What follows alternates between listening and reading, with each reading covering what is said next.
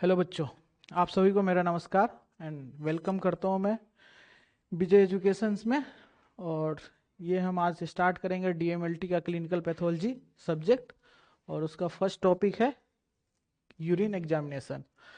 और urine examination हम शुरू करते हैं, जिसमें कि पहले हम समझ ले कि यूरिन एग्जामिनेशन जितनी भी हमारे बॉडी के अंदर मेटाबॉलिक एक्टिविटी होती है, वो जो भी मेटाबॉलिक से जो वेस्ट प्रोडक्ट निकलता है वो सारे हमारे यूरिन और स्टूल्स के थ्रू, हम एक्सक्रीटरी सिस्टम के थ्रू हमारे बॉडी से बाहर जाता है। इस तरह से जितनी भी, अगर हम कहें कि कोई भी हमें इनिशियली प्रॉब्लम है तो वो बॉडी इंडिकेट करती है, तो वो एक्सक्रीटरी सिस्टम में अगर कुछ प्रॉब्लम वहीं दिखनी है तो सबसे पहले वही चीज़ दिखेगी। अगर सपोज हमें कोई बैक्टीरियल इन्फेक्शन है तो बॉडी जब एक्सक्रीट करेगी उसको ट्रीटमेंट देके, तो वो सबसे पहले यूरिन स्टूल्स में ही नज़र आती है। तो हम स्टार्ट करते हैं। तो हम थोड़ा सा पहले जान लें कि इसमें कंपोजिशंस क्या क्या होते हैं यूरिन के, तो हम आगे टेस्ट करेंगे और जो भी, तो उसमें हमें इजी रहेगी समझने में। जनरली होता क्या है कंपोजिशन में, कि वॉल्यूम किसी नॉर्मल इंसान के, नॉर्मल एडल्ट के, इसमें आपका 600 टू 200 2000 ml के आसपास की रहती है। वो वाटर इनटेक पे कम होता है या ज़्यादा हो सकता है थोड़ा बहुत, बट एक नॉर्मल एज पर बुक्स जो है वो 600 टू 2000 ml वो वॉल्यूम यूरिन रहती है। Specific gravity 1.003 to 1.030। मैं एक स्पेसिफिक ग्रेविटी का एक सिंपल सा पहले फॉर्मूला बताता हूँ। स्पेसिफिक ग्रेविटी है क्या? स्पेसिफिक ग्रेविटी ये है कि सपोज मैं अगर डिस्टिल वाटर की स्पेसिफिक ग्रेविटी निकालूं मैं, उसमें क्या होता है कि पानी, डिस्टिल वाटर का ही वेट, पानी का वेट 100 ml पानी का वेट है, डिवाइड बाई 100 ml ही पानी का वेट, तो क्या होगा डिस्टिल वाटर का 1.0 हो जाएगा। अगर इसकी जगह जिस सैंपल का हमें स्पेसिफिक ग्रेविटी चेक करना है उसकी जगह हम उस सैंपल का वेट रख देंगे, वेट ऑफ 100 ml और वेट ऑफ 100 ml। तो वेट ऑफ 100 ml अगर हम यहाँ इसकी जगह पे यूरिन रख देंगे, यूरिन कर देंगे, and weight of 100 ml distil water, इसका जो रेशियो आएगा वही हमारा क्या होगा, स्पेसिफिक ग्रेविटी होगा। स्पेसिफिक ग्रेविटी होगा। तो इस तरह से जो यूरिन का नॉर्मल स्पेसिफिक ग्रेविटी होता है 1.003 टू 1.030। ओस्मोलैलिटी, ओस्मोलैलिटी 300 टू 900 मिली ओस्मोल पर केजी है। ये भी कहीं ना कहीं वो सिट्रस फ्रूट वगैरह, फ्रूट्स वगैरह लेंगे हम, पानी इनटेक पे भी थोड़ा बहुत ऊपर नीचे हो सकता है, बट ये रेंज है। पीएच 4.6 टू 8.0 है। ग्लूकोज नील के बराबर होता है, लेस देन 0.5 ग्राम, बिल्कुल नील के बराबर होता है। ये उस कंप्लीटली होना नहीं चाहिए यूरिन में जो नॉर्मली प्रेजेंट, अगर है तो फिर कोई प्रॉब्लम है। प्रोटीन्स नॉर्मली प्रेजेंट होता है लेस देन 50 मिलीग्राम पर, ये 24 आवर्स रेंज है। ओके। अब आती है क्रेटनिन। क्रेटनिन भी मेल और फीमेल में ये आपकी अलग अलग प्रेजेंट होती है। ठीक है, हम नॉर्मल रेंजेस बाद में जब टेस्ट के बारे में एक एक पढ़ेंगे उससे में भी पढ़ेंगे। मेल में 14 to 26 milligram per KG of body weight, female में 11 to 20 milligram per KG of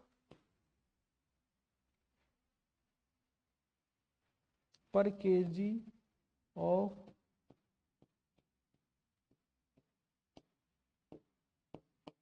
body wait.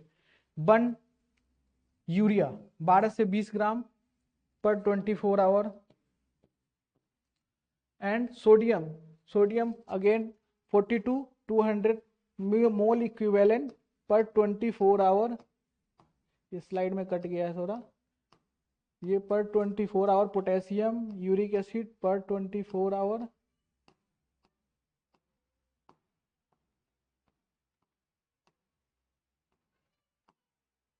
Chloride, uric acid and calcium, ये आपके आगे आगे ये कंटेंट्स होते हैं यूरिन के नॉर्मली जो प्रेजेंट। इसमें से मोस्टली चीजें तो प्रेजेंट होती है यहाँ से हम देखें तो, बट इसमें से ये ग्लूकोज माइनर के बराबर प्रेजेंट होती है। ठीक है, and sodium, potassium, uric acid ये स्लाइटली रहती है। देखिए प्रोटीन हो गया क्रेटिनिन, बन यूरिक एसिड कैल्शियम ये हमारे मेटाबॉलिज्म से कुछ निकले हुए पार्ट्स हैं, तो वो उसमें एक जो मेटाबॉलिज्म कैटाबॉलिज्म हो रहा है उस रिएक्शन का वेस्ट प्रोडक्ट है जो कि बॉडी से बाहर निकल रहा है, तो वो इसमें नॉर्मली प्रेजेंट होते हैं नॉर्मल यूरिन में भी। अब आते हैं कि हाँ यूरिन एनालिसिस करते क्यों है, इंडिकेशन क्या है उनके, मतलब हम क्यों कराएं, नॉर्मल पेशेंट आएगा तो क्यों आएगा आपके पास में कराने के लिए, तो सस्पेक्टेड कुछ है, उसे लग रहा है रीनल डिजीज, कि हाँ सस्पेक्टेड है कि कुछ लग रहा है कि हाँ उसको किडनी में प्रॉब्लम है, या फिर यूरिन में उसको पास करने में दिक्कत हो रहा है, ब्लॉकेज हो रहा है, कुछ भी बहुत सारी चीजें, पेशाब में जलन हो रहा है उसको, ऐसी ऐसी चीजें हो सकती है। ग्लोमेरुलोनेफ्राइटिस है जो कि नेफ्रॉन का कोई प्रॉब्लम है, उसको नेफ्रोटिक सिंड्रोम है कोई नोन, अगर कोई रीनल फेल्योर, उसको पेशाब नहीं आ रहा है कुछ है, या यूटीआई है, अगर कुछ उसको इन्फेक्शन है, जलन हो रही है तो करेगा। मेटाबॉलिक डिजॉर्डर है, कोई शुगर है पहले से नोन भी हो सकता है, नहीं भी हो सकता है, तो वो करा के चेक कर सकते हैं, डायबिटीज चेक करने के लिए भी कि हाँ यूरिन में शुगर तो नहीं आ रहा है। अगर यूरिन में शुगर आ रहा है इट मीन्स फिर वो आगे हम फर्दर डिस्कशन करेंगे क्यों आ रहा है या कैसे आ रहा है। प्रेगनेंसी टेस्ट करने के लिए भी करते हैं, ठीक है, इसमें हम उसके लिए ये 3-4 वीक्स के बाद पॉजिटिव आता है तो उसके बाद भी ये डॉक्टर लिख के देता है कि हाँ ये इजी एंड चीप टेस्ट है, चीप एंड बेस्ट है, ठीक है, 3-4 वीक्स बाद कंफर्म होता है बट ये सबसे चीप टेस्ट है, ठीक है। तो ये सारे इंडिकेशंस है जिसके लिए आपके पास पेशेंट आ सकता है टेस्ट कराने की, यूरिन टेस्ट कराना है, इसमें से अगर कुछ भी है तो आप भी सजेस्ट कर सकते हैं कि आप यूरिन करा के चेक कर सकते हैं।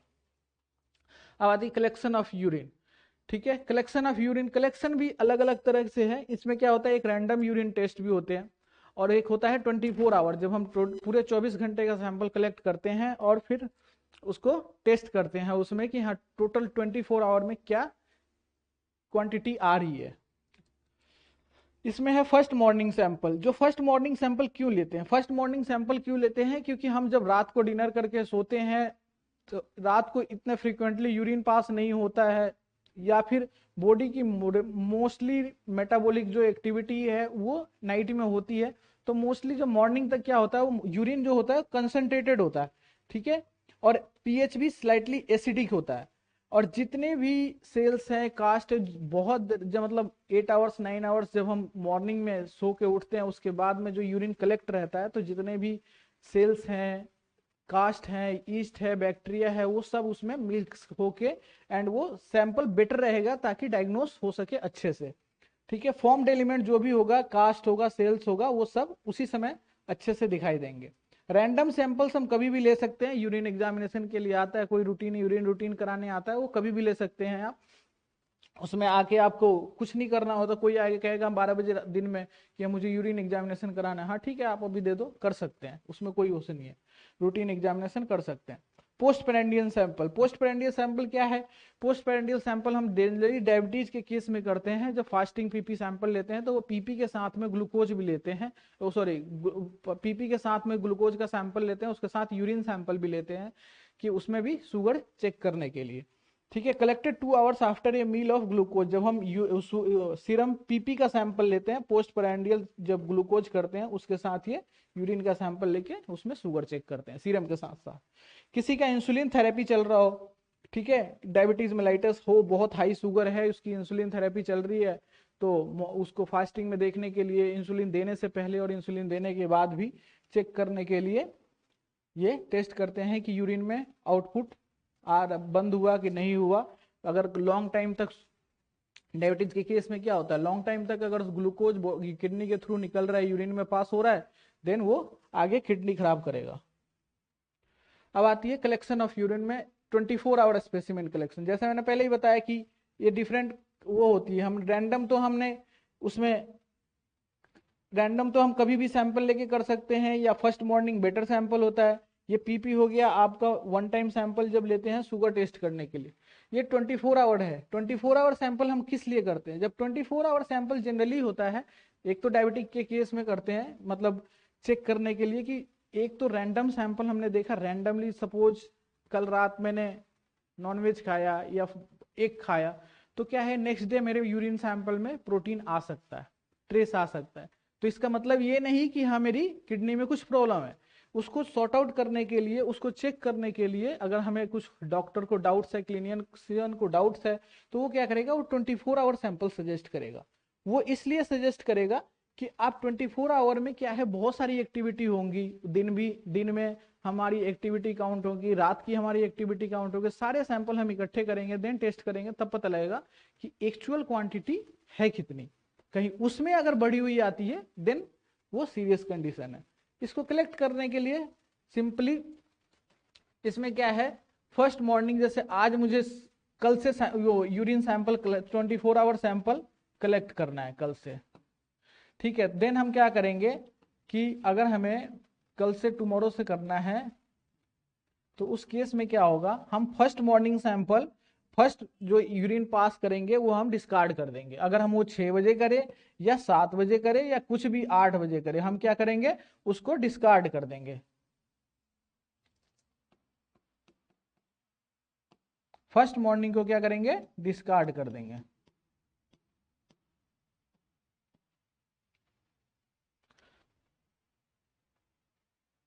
ये लिखा हुआ है लाइन है, first discard the first morning sample, हम फर्स्ट मॉर्निंग सैंपल को डिस्कार्ड कर देंगे। देन सेकंड जो भी सैंपल्स आएंगे उसको हम एक डब्बा ले लेंगे, एक कंटेनर ले लेंगे लार्ज, 2 लीटर के आसपास का, 2 लीटर 2.5 लीटर का, उसमें हम ये कलेक्ट करेंगे। उसमें क्या करेगा, सेकंड जो सैंपल होगा, सेकंड जो फर्स्ट हमने डिस्कार्ड कर दिया, चाहे वो टाइमिंग जो भी हो, हम सेकंड सैंपल से उसमें कलेक्शन स्टार्ट करेंगे।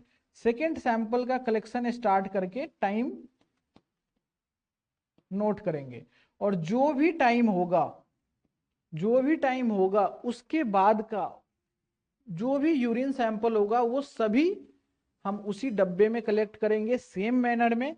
एंड वो नेक्स्ट डे उस जो सेकेंड मॉर्निंग सैंपल जहां से हमने कलेक्शन स्टार्ट किया था, वो टाइम तक हम सारा सैंपल उस डब्बे के अंदर कलेक्ट करेंगे, ठीक है। अब उससे क्या होगा, इंक्लूडिंग नेक्स्ट डे जो मॉर्निंग सैंपल्स होंगे वो भी हम उसी में कलेक्ट करेंगे। Next day first morning sample should be collected, ये भी जो मॉर्निंग सैंपल है नेक्स्ट डे का वो भी कलेक्टेड होना चाहिए। देन उसके बाद में क्या है, हम दोबारा उसी दिन फिर हम टेस्ट के लिए लेबोरेटरी ले जाएंगे, अपने पास स्टोर नहीं करेंगे उसको, हम नेक्स्ट डे नहीं करा सकते।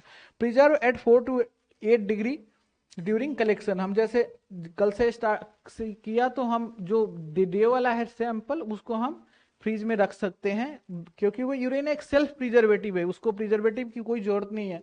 अगर हम उसको फ्रीज में रख दे तो फ्रीज में रखते हैं ताकि बैक्टीरियल ग्रोथ ना हो, बाकी सारी चीजें इंटैक्ट रहेगी। After collection immediate transport to the lab, हम लैब को ट्रांसपोर्ट करेंगे। और जब हम, ये तो ट्रांसपोर्ट हो गया पेशेंट की तरफ से, और ये हो गया कि अगर हम कहीं बैठे हैं कलेक्शन सेंटर पे, हमें कहीं सैंपल पेशेंट का कलेक्ट करना है, देन उस केस में भी आप उससे पूछेंगे कब कलेक्ट किया था और कब लेके आया है सैंपल। डिले नहीं होना चाहिए, सेम डे का सैंपल होना चाहिए, अदरवाइज आपकी रिपोर्ट गलत हो जाएगी। और कोई तब क्या करेंगे, अब सैंपल हमारे पास आ गया, रिसीव कर लिया, देन उसके बाद में उस कंटेनर को सैंपल, होल सैंपल को मिक्स करेंगे, थोरोली मिक्स करके, और उसमें से एक 50-60 ml के एक छोटे यूरिन कंटेनर में सैंपल निकाल लेंगे टेस्टिंग के लिए, बाकी सब का वॉल्यूम मेजर करके हम डिस्कार्ड कर देंगे, ठीक है। वॉल्यूम बहुत मेन चीज है, क्योंकि आगे हम कैलकुलेट वही उसी हिसाब से करेंगे, कैलकुलेशन में यूज मिलीग्राम पर डेसीलीटर हम मशीन से वैल्यू आएगी, उसको हम वॉल्यूम से मल्टीप्लाई करके और फिर पूरा 24 आवर के लिए कैलकुलेट करेंगे। मेथड ऑफ कलेक्शन क्या है, जो हमने रैंडम किया 24 आवर के लिए, तो मेथड ऑफ कलेक्शन सेम हो सकता है कि मेनली एडल्ट में तो होगा टेस्ट वो, और 24 आवर के लिए जो भी होगा वो तो डब्बे के अंदर ही हमें एक इकट्ठा करना है, एक्यूमुलेट करना है सैंपल्स को, यूरिन सैंपल को, तो उसमें तो कोई मेथड ऑफ कलेक्शन काम नहीं आता है। मेथड ऑफ कलेक्शन जो प्रॉपर मेथड है उस क्या होना चाहिए, मिड स्ट्रीम सैंपल होता है। यूरिन फर्स्ट 10% कह सकते हैं, फर्स्ट 10% यूरिन को हमें पास करना है, देन बीच का सैंपल लेना है। क्या करना है, used for all type of examination, हम किसी के लिए भी यूज कर सकते हैं। Collected after wording initial half of sample, आप फर्स्ट हाफ को, फर्स्ट कुछ यूरिन को हम डिस्कार्ड कर देंगे, देन उस सैंपल को कलेक्ट करेंगे, उससे फिर उस सैंपल को हम कलेक्ट करेंगे और उससे टेस्ट करेंगे, और वो से सारा एग्जामिनेशन हो सकता है। उसमें क्या होता है कि अगर इन केस पहले से थोड़ा सा डेब्रिस वगैरह है, अगर गंदा है जो भी यूरिनरी पार्ट है, जो भी यूरेथ्रल पार्ट है, वो सब गंदा है तो वो निकल जाएगा इनिशियल हाफ ऑफ यूरिन में। क्लीन कैच स्पेसिमेन, अगर हम ये यूज फॉर माइक्रोस्कोपिक एग्जामिनेशन करते हैं तो ये माइक्रोस्कोपी और माइक्रोबायोलॉजी के लिए जो सैंपल्स होते हैं उसको हमें थोड़ा सा बैक्टीरियल कंटामिनेशन नहीं होना चाहिए, इसलिए तो urethral opening should be cleaned with soap and water, वो क्लीन सोप से क्लीन कर लेंगे ताकि कोई रिपोर्ट हमारी गलत नहीं आई। ये हम पेशेंट को समझाना ऐसे है। क्यों क्लीन कराएंगे? क्योंकि अगर हम पहले से ही बैक्टीरिया जो यूरेथ्रल में ही प्रेजेंट है, यूरेथ्रल में यूरिन थोड़ा बहुत पार्ट रह गया है, वो आपको क्या है, उसमें बैक्टीरिया है तो वो ग्रो करेगा और सेकेंड टाइम जब हम यूरिन पास करेंगे और वही यूरेथ्रल जो जहां पे बैक्टीरिया ने ग्रो किया हुआ है उस पार्ट का यूरिन आएगा उस डब्बे में, तो वो होल सैंपल को कंटेमिनेट करेगा, देन रिपोर्टें गलत आएगी। तो क्या है, यूरेथ्रल ओपनिंग को हम सोप और वाटर से क्लीन करेंगे, देन क्लीन करने के बाद में हम इनिशियल हाफ को डिस्कार्ड कर देंगे और देन उसके बाद में सैंपल कलेक्ट करेंगे। उससे क्या होगा, कंटामिनेशन के चांसेस 0 हो जाएंगे। ठीक है, इनिशियल हाफ ऑफ यूरिन के बाद में कलेक्ट करेंगे। कैथेटर स्पेसिमेन, ये जनरली बेड रिडन पेशेंट्स हैं या फिर न्यूबॉर्न बेबी वगैरह है जिससे हम सैंपल कलेक्ट नहीं करवा सकते, जो नहीं कर सकते हैं, इनकॉन्शियस है पेशेंट, उस केस में हम कैथेटर स्पेसिमेन ले लेते हैं जो आईसीयू वगैरह में पेशेंट्स हैं। ठीक है, हम माइक्रोस्कोपिक एग्जामिनेशन भी कर सकते हैं। कैथेटर अगर ज़्यादा पुराना नहीं है, जनरली होता क्या है कि कैथेटर चेंज नहीं करते हैं, उसको उल्टा करके और वॉल्यूम उसका खाली कर देते हैं मेजर करके। तो उस अगर हमें कैथेटर क्लीन है, फ्रेश है, स्टेराइल है, तो हम माइक्रोस्कोपिक एग्जामिनेशन भी कर सकते हैं। फॉर बेड रिडन, जो बेड पे पेशेंट है, अनकॉन्शियस है, नहीं यूरिन पास कर सकता, हमें सैंपल ले सकता है, उसके लिए या ऑब्स्ट्रक्टेड यूरिनरी, कोई यूरिन का रास्ता उसका ब्लॉक है, यूरिन नहीं पास हो रहा है, उस केस में हम कैथेटर लगा हुआ है पेशेंट को तो उसको भी एक्सेप्ट कर सकते हैं। इन्फेंट्स में, अब इन्फेंट्स में क्या है, इन्फेंट्स में aspiration done above pubic area, जो प्यूबिक एरिया है वो बच्चों का प्यूबिक एरिया के ऊपर जो एस्पायरेट होगा, स्वेटिंग की तरह आएगा, उसको भी हम कलेक्ट करके टेस्ट कर सकते हैं। ठीक है, तो ये जनरली इन्फेंट्स में यूज होता है। बताते हैं कि अगर हम यूरिन कलेक्शन करके, ठीक है, जैसे हम कलेक्शन पे काम कर रहे हैं, लैब में काम करेंगे आगे जाके, तो उसमें क्या यूरिन सैंपल हम लेके और छोड़ देंगे, सुबह 8 बजे कलेक्ट किया और शाम को 8 बजे तक ऐसे ही पड़ा हुआ है, 6 बजे तक 4 बजे तक ऐसे ही पड़ा हुआ कि सारा सैंपल आएगा तभी मैं करूंगा टेस्ट। तो उस तरह से क्या चेंजेस आ सकते हैं यूरिन में? ठीक है, वो भी रिपोर्ट क्या हो सकता है, पीएच हम इंक्रीज हो सकता है, तो इस केस में हम गलत पीएच दे सकते हैं। क्रिस्टल फॉर्मेशन हो सकता है, क्या है कि बहुत सारी चीजें उसमें यूरिन में अगर प्रेजेंट है तो वो डेब्रिस मिलके कुछ आपको यूरेट्स के फॉर्म में दे दे, हम गलत यूरेट्स रिपोर्टिंग कर दे। ठीक है, क्रिस्टल फॉर्मेशन बन सकता है अगर उसमें है तो। लॉस ऑफ कीटोन बॉडीज, अगर हमारी जो कीटोन बॉडीज अगर उसके प्रेजेंट है तो ये लॉस हो सकती है, ये बाद में निगेटिव हो सकती है। ठीक है, डिक्रीज इन ग्लूकोज, ग्लूकोज क्यों डिक्रीज हो सकता है? क्योंकि अगर उसमें बैक्टीरिया है तो, और या फिर कोई आरबीसी है तो उसके अंदर क्या होगा, ग्लाइकोलाइसिस होता रहेगा। ठीक है, ग्लाइकोलाइसिस आप आगे जाके बायोकेमिस्ट्री के पढ़ेंगे, ग्लाइकोलाइसिस होता रहेगा, बैक्टीरिया जो लाइव है उसके अंदर ग्लाइकोलाइसिस होती रहेगी, तो क्या होगा, ग्लूकोज कम होगा, ग्लूकोज का यूटिलाइजेशन वो करते रहेंगे, तो इसलिए डिक्रीज इन ग्लूकोज की रीडिंग गलत आ सकती है। Oxidation of bilirubin to biliverdin, bilirubin जो अगर हुआ, ठीक है, तो उसमें फिर वो बिलीवर्डिन में कन्वर्ट हो जाएगा, तो बिलीरुबिन की रिपोर्ट हम गलत दे सकते हैं। डिक्रीज इन क्लियरिटी, अगर क्लियरिटी डिक्रीज हो सकती है, क्यों? क्योंकि बैक्टीरिया है वो भी ग्रो करेगी, बैक्टीरिया ग्रो करेगी, पार्टिसिपेशन ऑफ क्रिस्टल्स फॉर्मेशन होगा, तो क्या होगा, उसकी क्लियरिटी टर्बिड होती जाएगी धीरे धीरे। डिसइंटीग्रेशन ऑफ सेलुलर एलिमेंट्स, अगर बहुत सारे आरबीसी डब्ल्यूबीसी प्रेजेंट है तो वो क्या हो सकते हैं, वो आरबीसी कास्ट की तरफ जाके, या प्रोटीन है इसमें ऑलरेडी प्रोटीन भी प्रेजेंट है और सेल्स भी प्रेजेंट है, तो क्या होगा, वो जाके एक तरह से एक जेली टाइप में वो बना सकते हैं, सेल्स की शेप चेंज हो सकती है।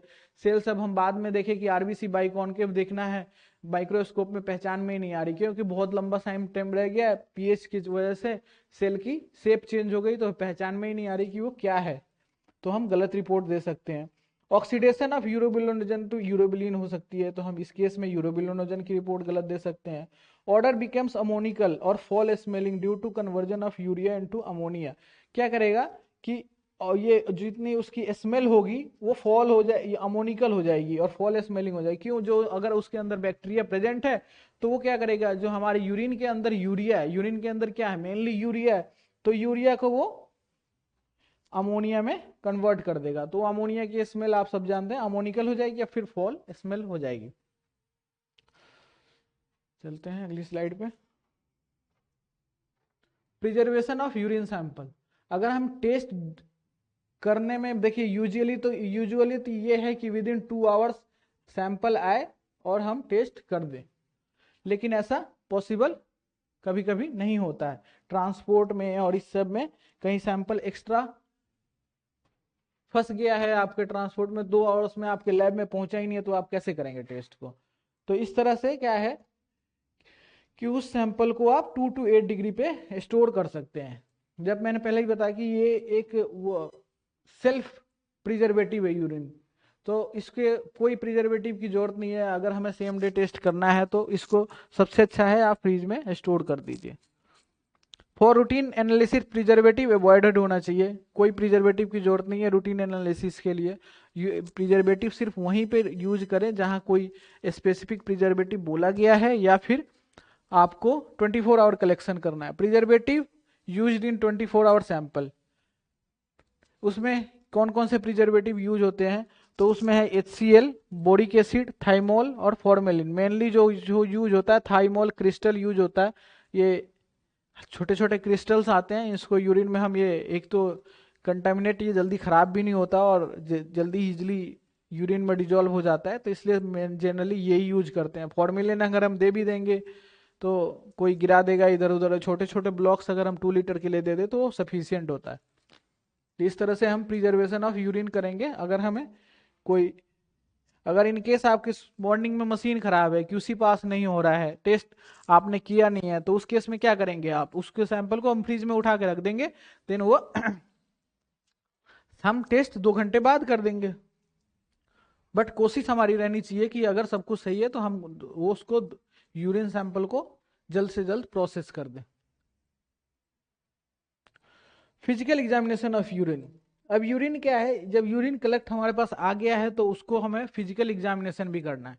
ये चीज सीरम में नहीं होती है, यूरिन में ही होती है जनरली। अब क्या है, फिजिकली हम क्या देखेंगे उसको कि भाई कलर कैसा है, ढक्कन खोला तो स्मेल क्या है, उसकी भी रिपोर्टिंग कर सकते हैं। पीएच वगैरह टेस्टिंग हो गई, या फिर उसके में वॉल्यूम कितनी है, वॉल्यूम में डिपेंड करता है। वॉल्यूम मेन ये है कि ये 24 आवर एवरेज वॉल्यूम है, ठीक है। और वॉल्यूम को इंटरप्रिटेट हम जब भी करेंगे ओनली 24 आवर के केस में ही, हम उसको रैंडम यूनियन के केस में इंटरप्रिटेट नहीं करेंगे, बिकॉज हमें वॉल्यूम पता ही नहीं है। अब हम इनिशियल हाफ करके रैंडम सैंपल कलेक्ट कराएं तो हमारे पास 50-60 ml आएगा, तो वो इतना यूजफुल नहीं है। यूजफुल वो 24 आवर के केस में ही है, ठीक है। अब ये क्या है कि अगर वॉल्यूम किसी पेशेंट का 2000 से ज्यादा है, 2000 ml से 2 लीटर से ज्यादा है, 2000 ml से ज्यादा है, उस केस को हम क्या कहते हैं, पोली यूरिया, ठीक है। इसमें क्या है, more than 2000 ml per day अगर यूरिन किसी कोई पास करता है पेशेंट, उसको इसको क्या कहेंगे, पोली यूरिया। पोली यूरिया, पोली मतलब ये वर्ड ही ये आपके आगे भी आएगा, ठीक है। पोली यूरिया मतलब पोली मतलब बढ़ा हुआ है, यूरिन बढ़ा हुआ है, इसलिए हम पोली यूरिया करते हैं। अकर्स क्या है, डायबिटीज वगैरह में, डायबिटीज मेलाइटिस या इंसिपिडस या फिर अदर कंडीशन, मेनली ये डायबिटीज में यही होता है कि यूरिन आउटपुट ज्यादा होता है, बार बार यूरिन आदमी पास करता है। तभी तो गांव में लोग कहते हैं ना कि बार बार यूरिन जा रहा है तो शुगर तो नहीं है, जाके चेक करवाओ। क्या क्रोनिक क्रोनिक किडनी पेशेंट है कोई, उसमें भी यूरिन ज्यादा आ सकता है उसको। या डायूरेटिक कोई ट्रीटमेंट चल रहा है, थेरेपी चल रही है, जैसे कि हॉस्पिटल ICU वगैरह में हो गया, या हॉस्पिटल्स में OT वगैरह में, ऑपरेशन वगैरह में वो नॉर्मल सेलाइन चढ़ा रहे हैं और उसके यूरिन पास फिर भी नहीं हो रहा, तो उसको मान ले कि हाँ 5 लीटर उन्होंने 24 आवर में इनटेक दे दिया NS की, और इनटेक क्या आउटपुट उसका 2 लीटर ही निकला, तो उस केस में क्या करते हैं, वो डायूरेटिक कोई थेरेपी देते हैं कि यूरिन इसका पास हो जाए, यूरिन वो जो रिटेंशन हो रही है बॉडी के अंदर वो ना हो। उस केस में 2 लीटर से ज़्यादा हो सकता है। तो वो एक फिजियोलॉजिकल कंडीशन है, उसको हमने बॉडी को इंड्यूस कराया है, तो उसको हम, कंडीशन तो वो पोलीयूरिया है, बट उस कंडीशन को हम कुछ वो नहीं मतलब उसको घबराने की जरूरत नहीं है, वो तो ऑलरेडी नोन है डॉक्टर की उसमें। ओलिगोयूरिया, ओलिगोयूरिया क्या है, 600 ml से कम। ये देखिए ये वॉल्यूम, ये रेंज जो है ना, मैंने जिस बुक से उठाई है, जो आपकी सिलेबस में बुक दी हुई है उसी से उठाई है, बट इसका है कि थोड़ा बहुत 2-4 बुकों में ये चेंज हो सकती है। तो कुछ किसी में 500 हो सकती है, किसी में ये 2200 भी है किसी में, तो ये इधर उधर हो सकता है, ये एग्जैक्ट नहीं होता है कभी। ओलिगोयूरिया, ओलिगोयूरिया क्या है, अगर 600 से कम होता है, ठीक है, तो ये less than 400 ml per day अगर यूरिन होता है, उसको हम ओलिगोयूरिया कहते हैं। तो ये 600 ml से कम होगा तो उसको हम ओलिगोयूरिया कहेंगे।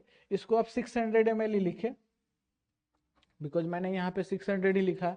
ओलिगोयूरिया होगा। ओलिगोयूरिया क्यों हो सकता है, तो ये फिजियोलॉजिकल तो यही हो सकता है कि आज भी मैं ट्रेवलिंग में था, पानी पी नहीं पाया पूरे दिन, तो क्या है उससे भी यूरिन आउटपुट कम हो गया, डिहाइड्रेशन हो गया।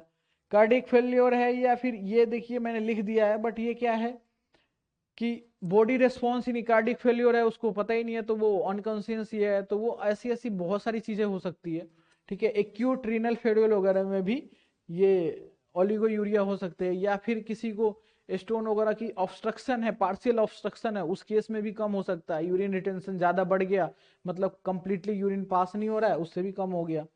ठीक है, एनयूरिया, ये एक इंपॉर्टेंट, ये क्या है ना, आपको मैं बता दूं, ये पोलीयूरिया, ठीक है, ये जो वर्ड है ना, ये आपके एमसीक्यू में पूछे जाते हैं। Polyuria,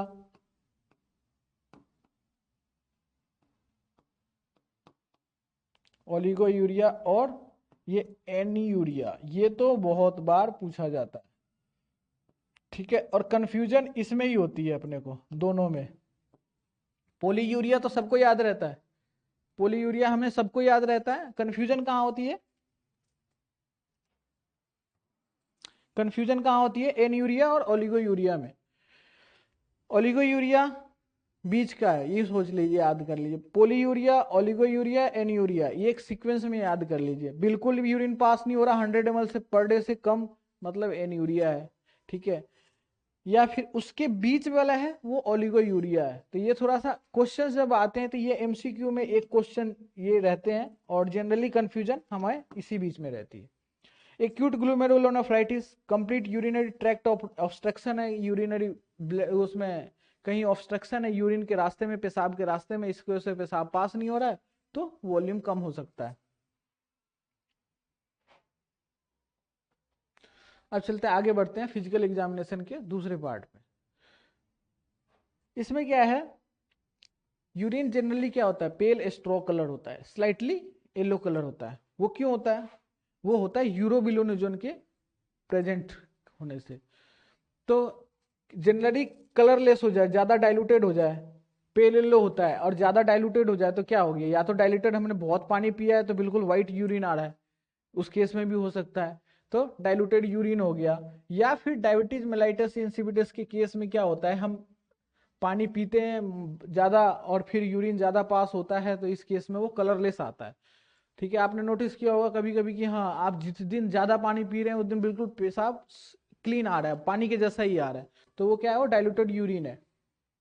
red colour, red colour क्यों आएगा, रेड कलर आ सकता है जब उसमें ब्लड आएगा, जैसे रेड ब्लड दिखता है, हिमेचूरिया या हीमोग्लोबिनूरिया। ये ही दो वर्ड है, ये मैं यहीं पे क्लियर कर देना चाहता हूं कि हिमेचूरिया क्या होता है और हीमोग्लोबिनूरिया क्या होता है। हिमेचूरिया क्या होता है कि यूरिन में जैसे आरबीसी आ रहा है, ब्लड आ रहा है, तो उसके साथ आरबीसी आ रहे हैं, आरबीसी आ रहे हैं, तो ये चीज यूरिन में आ रहा है, तो ये है हिमेचूरिया। बट अगर ये आरबीसी ब्रोकन हो गया,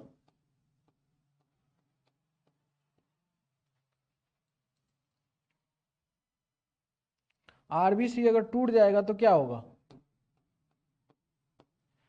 आरबीसी रप्चर हो गया यूरिन के अंदर, या फिर किसी अदर डिजीज में वो हिमोलिसिस हो रही है, उसको ब्लड के अंदर ही आरबीसी रप्चर हो गया किसी डिजीज में ब्रोकन हो गया, तो क्या होगा, एचबी हीमोग्लोबिन रिलीज हो जाएगा उससे, सेल्स के अंदर से। तो वो हीमोग्लोबिन क्या होगा, यूरिन में जब प्रेजेंट होगा उसको हम हीमोग्लोबिन यूरिया कहेंगे। क्या कहेंगे, ये भी क्वेश्चंस आते हैं एमसीक्यू में।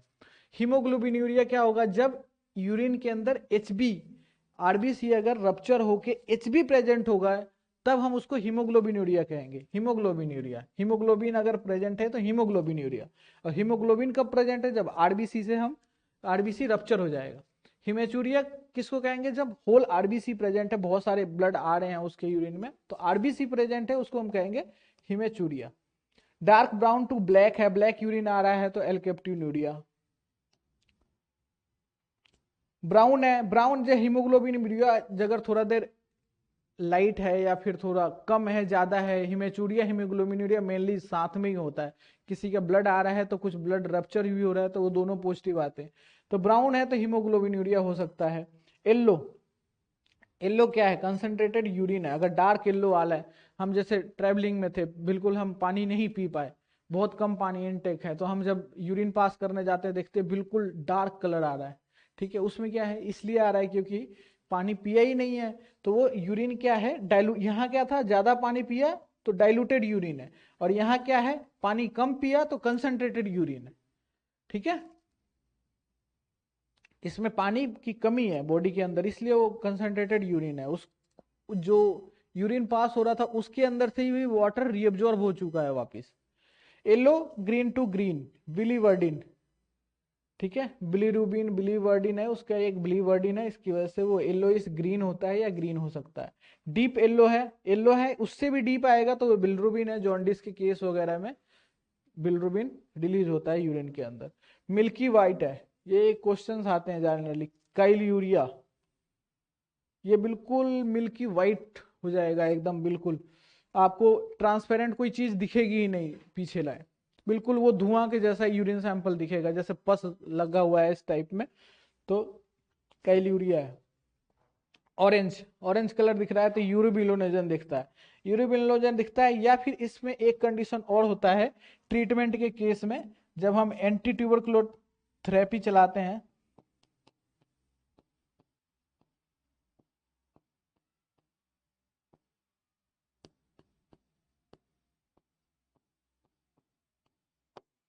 एंटी ट्यूबरकुलर जब मेडिसिन चलती है, थेरेपी चलती है, उस केस में भी ऑरेंज यूरिन या स्लाइटली कह सकते हो, हाँ ऑरेंज यूरिन पास होता है। तो उसका भी यही है कि अगर ऑरेंज यूरिन पास हो रहा है तो ट्रीटमेंट सही चल रहा है, ये भी है। अब आइए फिजिकल एग्जामिनेशन के अगले स्लाइड में, एपियरेंस, जो हमने पीछे पढ़ा वो क्या था, कलर के ऊपर था। अब आते हैं हम एपियरेंस में। एपियरेंस में क्या है, अगर एपियरेंस को हम टेस्ट करने के लिए क्या है, अगर मान लीजिए कि आपके पास में कलर से व्हाइट यूरिन आ रहा है, व्हाइट यूरिन और व्हाइट क्लाउडी ऑन स्टैंडिंग, अगर कोई यूरिन रखा हुआ है आपके पास और व्हाइट और क्लाउडी हो गया, ठीक है, तो उसमें क्या करेंगे, उसमें डाइल्यूट एसिटिक एसिड का एक ड्रॉप डालें। अगर वो डिजोल्व हो जाता है, अगर वो डिजोल्व हो जाता है तब तो वो आपका एमोर्फस फॉस्फेट है, ठीक है, तो फॉस्फेट है। अगर कुछ है ही नहीं, डिजोल्व नहीं हो सकता है, देन हम फर्दर टेस्ट करेंगे। या फिर डार्क, कितना क्लाउडी है, बहुत ज्यादा क्लाउडी है, देन उसको हम काइल्यूरिया हो सकती है, या फिर अदर पैरासिटिक कंडीशन हम चेक कर सकते हैं। पिंक और क्लाउडी में डिजोल्व, अगर गर्म करने से भी डिजोल्व हो जाता है तो ये यूरेट्स है। तो हम ये जनरली एक ही ट्यूब से कर लेते हैं, पहले उसको हीट करते हैं, हल्का सा वार्म करते हैं, अगर डिजोल्व हो गया ठीक है, तो ये मोर्फस यूरेट्स है, वहीं पे हो गया। और नहीं, उसके बाद ही उसको जब हल्का सा वार्म करते हैं, इसको हीट नहीं करना, वार्म करना, ठीक है, हल्का, फिर उसके में उसी में डाइल्यूट यूरिक एसिड डाल देते हैं उसी ट्यूब में, डिजोल्व हो गया एमोर्फस फॉस्फेट है, अदरवाइज हम उसी टेस्ट से आगे टेस्ट कर देते हैं। काइल्यूरिया का टेस्ट वो क्लोरोफॉर्म वगैरह डाल के होता है। टर्बिडिट, अगर सैंपल टर्बिड है, टर्बिड क्या है, टर्बिड है तो पस्सेल्स है, उसको इन्फेक्शन है बहुत ज्यादा, इसलिए वो पस्सेल्स आ रहे हैं तो उसको कई बार क्या होता है, आप इसको ना जब यूरिन टेस्ट सैंपल करने जाएंगे तो उसको मिक्स करें, मिक्स करने के बाद अपीयरेंस देखिए। अदरवाइज क्या होता है कि जैसे बहुत ज्यादा पस सेल्स है वो नीचे थोड़ा सेटल डाउन हो गया, या क्रिस्टल्स है, बहुत सारी चीजें जो हेवी ऑब्जेक्ट्स है उसके अंदर, तो वो सेटल डाउन हो जाएगा, तो आपको वो यूरिन की अपीयरेंस उसको क्लियर दिखेगा, ट्रांसपेरेंट दिखेगा। तो उसमें क्लाउडी, क्लाउडी जनरली देख सकते हैं आप, बैक्टीरिया के केस में भी होता है, वो लाइट क्लाउडी होता है, पस्सेल बैक्टीरिया जब प्रेजेंट होती है तो लाइट क्लाउडी होता है। तो ये भी हो गया, ये अपीयरेंस हो गया। अब आगे आते हैं ऑर्डर में। जनरली क्या होता है, Frooti smell, Frooti smell ketone के केस में, स्टार्वेशन, स्टार्वेशन के केस में ही कीटोन आएगा, कीटोन के केस में ये क्या है, फ्रूटी स्मेल आती रहेगी।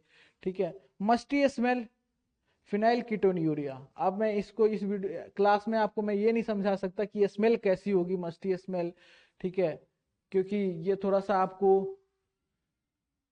प्रैक्टिकली ज्यादा कभी क्लास में मिलेगा आपको, तो प्रैक्टिकली में तब हम समझा सकते हैं इसको कि कैसी होगी स्मेल। फिशी स्मेल जनरली क्या होता है, यूटीआई जो प्रोटियस के अकॉर्डिंग होगी, अब प्रोटियस के केस में होगी, प्रोटियस वल्गेरिस एक बैक्टीरिया होता है, उस केस में अगर वो बैक्टीरियल उसकी वजह से यूटीआई हुआ है, उसमें फिशी स्मेल आती है। अमोनिकल और फॉल यूटीआई के केस में होता है। ठीक है, पीएच, पीएच भी एक इंपॉर्टेंट रोल प्ले करता है टेस्ट करने में, रिपोर्टिंग करने में। पीएच क्या है, कुछ पीएच मान लीजिए अगर यूरिन का एल्कलाइन है, और ठीक है, और आप वो क्रिस्टल की रिपोर्टिंग कर रहे हैं जो कि एल्कलाइन यूरिन में होता ही नहीं है, तो आप वहां पे गलत है, उस चीज को कोरिलेट करने के लिए काम आता है। नॉर्मल रेंज कितनी होती है, 4.6 to 8, ये याद करें, ये सब एमसीक्यू में पूछे जाते हैं। मेथड के इससे हम करते हैं, ये पीएच मीटर आता है, ठीक है, छोटा सा पेपर आता है, उसमें हम जैसे यूरिन में डिप करते हैं वो कलर चेंज होता है, ग्रीन और रेड में, एसिडिक होगा तो रेड और एल्कलाइन होगा तो वो कलर मैच करने के लिए आता है, उस पर हम मैच करते हैं।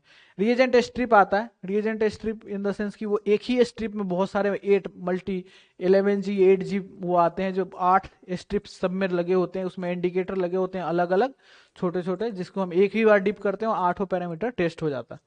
ठीक है, उसमें अलग अलग सबके लिए इंडिकेटर होगा। पीएच के लिए जो इंडिकेटर होगा, ब्रोमोथाइलमोल ब्लू एंड मिथाइल रेड, ये क्या होगा, ये इसके पीएच के लिए इंडिकेटर ये लगा होता है। तो उसमें क्या होता है, एक लंबी सी स्ट्रिप्स होगी, ठीक है, उसमें अलग अलग इंडिकेटर लगे रहेंगे, यहाँ कलर का हो गया, वो कलर का भी इंडिकेटर हो गया, ठीक है, ये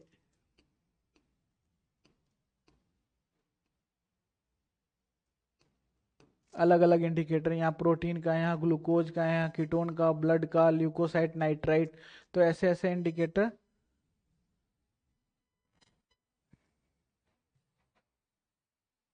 इंडिकेटर लगे रहते हैं। तो एक ही स्ट्रिप से हम 11 पैरामीटर या 10 पैरामीटर जो भी स्ट्रिप्स है हमारे पास, या एल्बुमिन शुगर, दो ही स्ट्रिप्स वाले भी आते हैं। एसिडिक यूरिन अगर 4.6 से कम हो गया है, 4 हो गया, 3 हो गया है, या कितना एसिडिक हो गया है, तो क्या है, मेनली किस्टोसिस, अगर बहुत ज्यादा कीटोन आ रहा है तो भी एसिडिक यूरिन हो सकता है। डायबिटीज मेलाइटस, फीवर हो रहा है, स्टार्वेशन हो रहा है, यूटीआई बाई इकोलाई। ये एक क्वेश्चन बनता है आपके, क्या होता है कि अगर ये इंटरप्रिटेट करने के काम आएगा आपके, अगर यूरिन की रूटीन की रिपोर्टिंग में एसिडिक गया हुआ है यूरिन, और सैंपल वो माइक्रो में भी गया हुआ है कल्चर के लिए, तो क्या होगा, अगर उनके पास में आ रहा है इकोलाई का इन्फेक्शन, अगर यूटीआई हमारे पेशेंट को इकोलाई की वजह से है, फिर तो ये पेशेंट कोरिलेट कर रहा है, रिपोर्ट कोरिलेट कर रहा है। अगर यही इनकी ग्रोथ में ये इकोलाई नहीं आ रहा है, अगर यहाँ पे आ रहा है प्रोटियस एंड सुडोमोनास आ रहा है, अगर प्रोटियस आ रहा है तो, और एसिडिक यूरिन की रिपोर्ट गई हो, तो ये कोरिलेट नहीं कर रहा है, ये चीजें भी ध्यान रखनी होती है। उस केस में क्या होगा, ये एसिडिक यूरिन में यूटीआई बाई इकोलाई, अगर इकोलाई की बैक्टीरिया होगी ना हो, तो केस में भी एसिडिक यूरिन आ सकता है। तो अपन तो अगर रूटीन रिपोर्टिंग कर रहे हो तो इकोलाई की रिपोर्टिंग, वो सॉरी एसिडिक यूरिन लिख दिया, बट वो सामने वाला जब ये इंटरप्रिटेट कर रहा होगा इकोलाई है कि कौन सा है, जब बैक्टीरिया को डायग्नोस कर रहा होगा, चेक आइडेंटिफाई कर रहा होगा, तो वो बंदा ये चेक करेगा। हाई प्रोटीन डाइट हम खा रहे हैं, बहुत 4-5 दिन से नॉनवेज खा रहे हैं, एक खा रहे हैं, तो उस केस में भी एसिडिक यूरिन हो सकता है, या एल्बुमिन भी ट्रेस हो सकता है। एल्कलाइन, एल्कलाइन हो गया यूटीआई, यूटीआई बाई प्रोटीएस, अगर प्रोटीएस के कारण यूटीआई है तो उस केस में एल्कलाइन हो सकती है। एंड सुडोमोनास ऑरिजिनोसा सुडोमोनास की वजह से है तब भी एल्कलाइन यूरिन हो सकता है। स्पेसिफिक ग्रेविटी, स्पेसिफिक ग्रेविटी का मैंने इनिशियली फॉर्मूला बता दिया, वो फॉर्मूला क्या था, इसको हम समझने के लिए क्या करते हैं, specific gravity weight of 100 ml ले लेते हैं, वैसे सेम वॉल्यूम आप कुछ भी से ले सकते हैं, 1 ml 100 ml कुछ भी ले सकते हैं। Weight of same volume of sample, ठीक है, divide by weight of same volume of distil water. ठीक है, अब क्या हो सकता है इसमें, अगर यूरिन के अंदर कुछ चीजें डिजॉल्व है, यूरिन के अंदर शुगर है, प्रोटीन है, कुछ भी सोल्यूट्स, सोल्यूट्स कौन सा है जो हम उसके अंदर डिजॉल्व है, सॉल्वेंट तो वो है जिसके अंदर डिजॉल्व हो रहा है, जिस मीडिया में डिजॉल्व हो रहा है, और वो सोल्यूट क्या है जो कि डिजॉल्व होगा, उस चीज को हम सोल्यूट कहते हैं। तो जो भी सोल्यूट प्रेजेंट है उस पे डिपेंड करता है। हम इस सैंपल का वेट लेंगे, हम सेम वॉल्यूम, अगर सपोज 100 ml ये और 100 ml ये हम वॉल्यूम मेजर करते हैं, ठीक है, तो इसका वॉल्यूम चेंज नहीं होगा क्योंकि इसमें कुछ भी डिजॉल्व नहीं है। अगर और ऊपर वाले सैंपल में क्या है, कुछ भी प्रेजेंट है, प्रोटीन है, ग्लूकोज है, या फिर XYZ क्रिस्टल ही है, ठीक है, तो उस केस में क्या होगा, थोड़ा सा स्पेसिफिक ग्रेविटी बढ़ जाएगी, क्या हो जाएगी, इंक्रीज हो जाएगी। नॉर्मल रेंज 1.003 से 1.030, ये भी MCQ में बार बार पूछा जाता है। ठीक है, अब क्या है, यूरिनोमीटर, एक यूरिनोमीटर एक डिवाइस आता है ऐसा, ठीक है, जिसको इसमें ना आधा ये ब्लैक ब्लैक कवर्ड होता है, जिसको हम यूरिन में डिप करते हैं और ये बाहर की तरफ, और यहाँ पे मेजरमेंट लिखा हुआ होता है।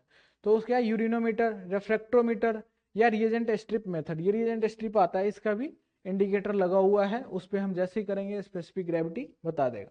लेकिन स्पेसिफिक ग्रेविटी कब बढ़ सकता है, जब ग्लूकोसूरिया है, ग्लूकोसूरिया का मतलब ग्लाइकोसूरिया, ग्लाइकोसूरिया का मतलब ग्लूकोज, ग्लूकोसूरिया ग्लाइकोसूरिया, ग्लूकोज के अंदर क्या है, यूरिन में ग्लूकोज प्रेजेंट है, यहाँ सेम वो weight of same volume of distil water है, यहाँ क्या है, सैंपल में ग्लूकोज प्रेजेंट है, तो ग्लूकोज प्रेजेंट है, इसका वेट ज्यादा होगा।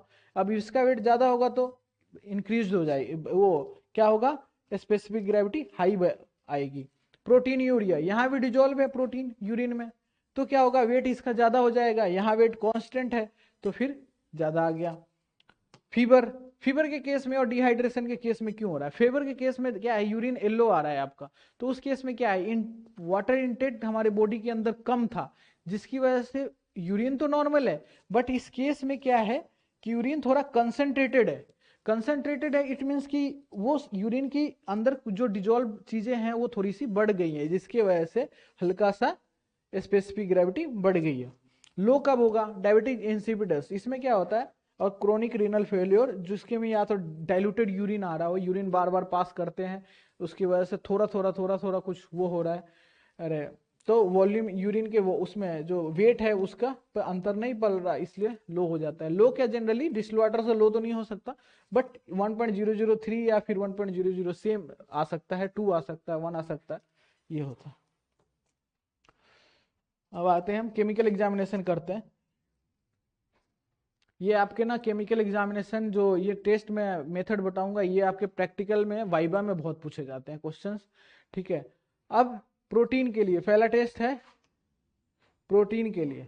प्रोटीन के लिए कौन सा टेस्ट अभी करेंगे? Heat and acetic acid. ये मोस्ट कॉमन मेथड है जो कि सभी लैब्स में, और मोस्ट चीप मेथड है जो कि सभी लैब में होती है। प्रोसीजर क्या है? एक टेस्ट ट्यूब में 2/3 of the test tube is filled with urine. हम यूरिन फिल करेंगे उसमें, और क्या करेंगे, उसके अपर पार्ट को हीट करेंगे। जितने यूरिन करेंगे तो इतने पार्ट को हीट करेंगे। अगर उसमें प्रोटीन प्रेजेंट होगा तो यहाँ पे वो कोएगुलम बन जाएगा, ठीक है। वो क्लाउडनेस हो जाएगा, उस पे इंडिकेट करेगा वो क्वांटिटी पे, cloudiness appear due to coagulation, वहां पे ये कोएगुलम बन जाएगा। और उस केस में अगर व्हाइट व्हाइट कोएगुलम बन गया है तो क्या है, प्रोटीन प्रेजेंट हो सकता है। लेकिन उसमें क्या करेंगे कि एक ड्रॉप एसिटिक एसिड डालेंगे, 2 ड्रॉप, 1-2 ड्रॉप एसिटिक एसिड, तो वो क्लाउडनेस कम हो जाएगी, डिजोल्व हो जाएगी। अगर डिजोल्व हो गया तो वो प्रोटीन नहीं है, वो फॉस्फेट की वजह से, ठीक है।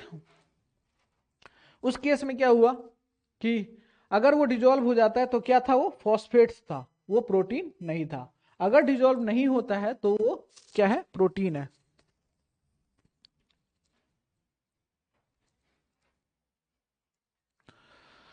अब आइए दूसरा मेथड, इसमें भी क्या है, रिएजेंट स्ट्रिप इसके लिए भी आती है। उसी सेम स्ट्रिप में ये चीज लगी हुई आती है, जैसे मैंने पहले भी बताया 8G और 11G सब में आता है। प्रिंसिपल क्या है, इंडिकेटर इसमें भी कोटेड होता है, ब्रोमोफिनॉल ब्लू इंडिकेटर।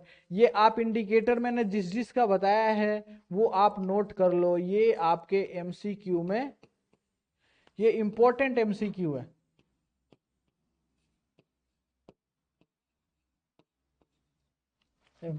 मैं जो बता रहा हूँ ना, कई जगह एग्जाम्स में मैं देख चुका हूँ, देन आपके पास बता रहा हूँ। इसके साथ और भी मैं MCQ कराऊंगा इसका, तो और भी जो मेन MCQ होंगे वो मैं आपको समझाऊंगा, उसमें भी ये मैं कोशिश करूंगा इसको लाने की।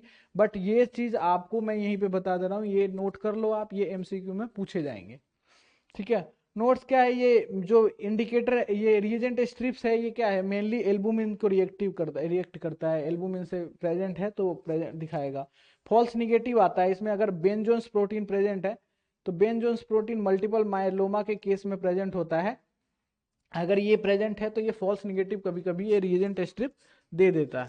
False positive, highly alkaline urine है या हिमेचूरिया है। हिमेचूरिया में क्या है, वो बहुत सारा ब्राउन या रेड यूरिन है, इसकी वजह से फॉल्स पॉजिटिव आ गया। स्ट्रिप की वजह से स्ट्रिप का कलर चेंज है, अगर मान लीजिए डार्क यूरिन भी है उस केस में भी कभी कभी फॉल्स रीडिंग दे देता है ये, बिकॉज वो हम विजिबली चेक कर रहे हैं स्ट्रिप को, हम स्ट्रिप में यूरिन में स्ट्रिप को डिप करके और चेक कर रहे हैं, कलर मैच कर रहे हैं। तो वो कभी कभी ट्रेस या 1+ के बीच का कलर है तो आप उसको ट्रेस देंगे, और मैंने उसको ट्रेस दिया और आपने उसको 1+ दे दिया, तो ऐसा हो सकता है। तो कभी कभी फॉल्स पॉजिटिव हो जाता है डार्क कलर की वजह से, या फिर हीमोग्लोबिन या रेड कलर है, बहुत ज्यादा बिलिरुबिन है, उस केस में भी हो सकता है इंटरप्रेटर। तो उसके लिए वो हीट कोएगुलेशन या सल्फोसैलिक एसिड टेस्ट ही इंपॉर्टेंट होते हैं। अब आते हैं सल्फोसैलिक एसिड टेस्ट, ये भी अगेन हम किसके लिए करते हैं, प्रोटीन के लिए करते हैं। ये आपको मेथड याद रखने हैं, हम कितने मेथड हो गए, एक तो रिएजेंट स्ट्रिप हो गया, हीट कोएगुलेशन हो गया, और ये सल्फोसैलिक एसिड सेकंड मेथड हो गया। रिएजेंट स्ट्रिप तो सबके लिए अवेलेबल है। क्या है, protein gets precipitated after adding organic acid like sulfosalicylic acid. Protein क्या होगा, प्रिसिपिटेट हो जाता है सल्फोसैलिक एसिड जब हम ऐड करते हैं, ठीक है। मेथड है 2 ml ऑफ यूरिन एक टेस्ट ट्यूब में लेंगे। इफ यूरिन इज न्यूट्रल है और एल्कलाइन है तो हम थोड़ा सा ग्लेसियल एसिटिक उसको एसिटिक बनाएंगे, ठीक है। और फिर 2-3 ड्रॉप्स ऑफ 3 से 5%, 3 to 5% सल्फोसैलिक एसिड, ये कमर्शियली अवेलेबल आता है।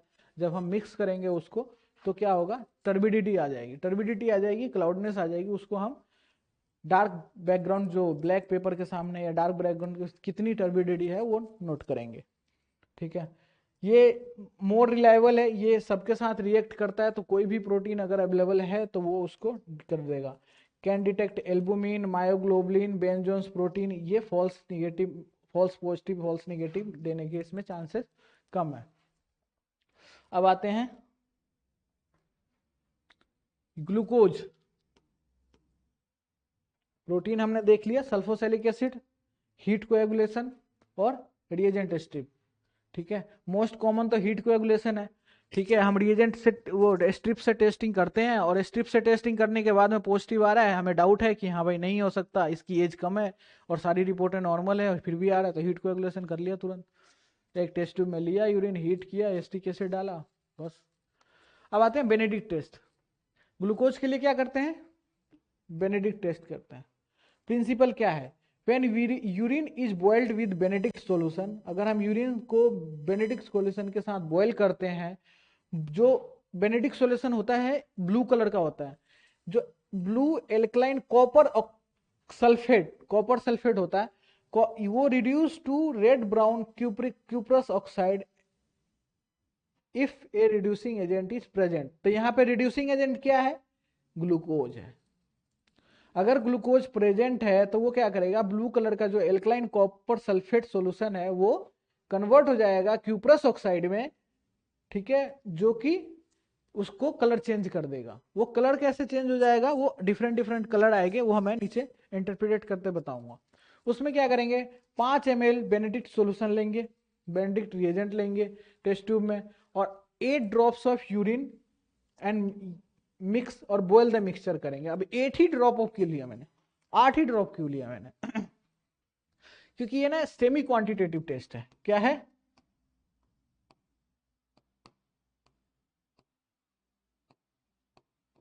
सेमी क्वांटिटेटिव टेस्ट है, ठीक है। अब को अगर पता है वर्ड, नहीं पता है तो मैं समझा देता हूं क्या होता है। एक होता है क्वालिटेटिव,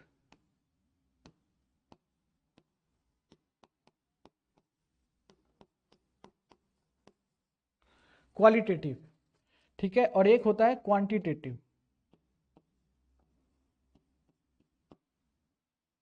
क्वांटी चल जाए भाई, क्वांटिटेटिव,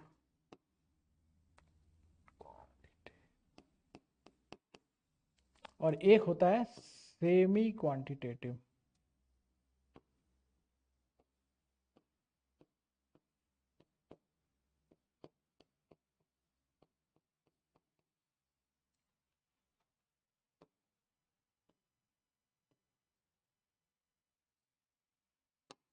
ठीक है,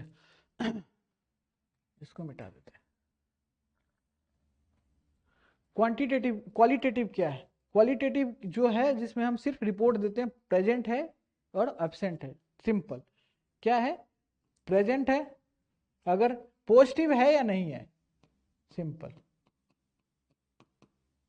पॉजिटिव है, निगेटिव है।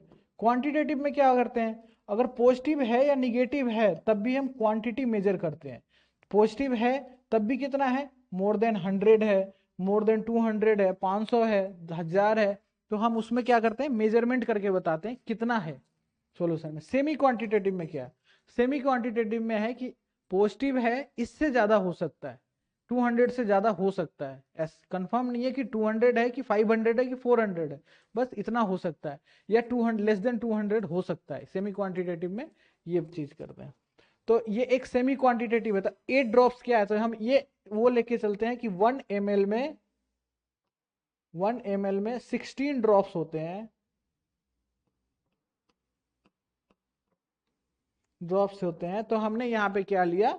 0.5 ml यूरिन सैंपल लिया।